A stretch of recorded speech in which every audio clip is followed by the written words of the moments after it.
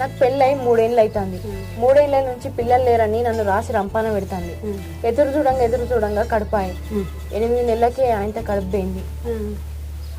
ఎన్ని దవాఖానలు తిరిగినా లోపం ఏం లేదు కానీ పిల్లలు అవుతారని చెప్తుంది.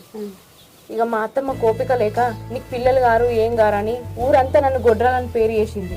నన్ను ఇంట్లోకెళ్ళి వెళ్ళగొట్టింది. అల్లునికి ఇంకొక పెళ్లి చేస్తా అంటుంది పెద్దమ్మ. ఎట్లా చేసుకుంటాడా ఆయన? నీ మాటలేని చేసుకుంటాడా? అది తప్పు కాదా? ఆయనదేం లేదు పెద్దమ్మ, అంతా మా అత్తమ్మదే. అత్తమ్మ అయితే అత్తమ్మ ఇష్టమేనా? నీ భర్త ఇష్టం నీ ఇష్టం ఉండాలి. ఆయనకి నన్ను ఇచ్చిపెట్టి వేరే లగ్గం చేసుకోవాలని లేదు, కానీ మా అత్తమ్మనే పిల్లలు కావాలి అని దావకల్లా చూపించుకుంటున్నాను. కొద్ది రోజులు ఆగమన్నా కూడా ఆమె కోపిక లేదత్తమ్మ. మరి నీ భర్త మంచోడైనాక అత్తమ్మ ఏం చేస్తుందమ్మా? ఊక బాధపడుతున్నా వేడుతాను ఏందమ్మా? ఎట్లా ఏడిపిస్తాడు చేసుకున్నాడు? అయినా మంచోడే పెద్దమ్మ, అంతా మా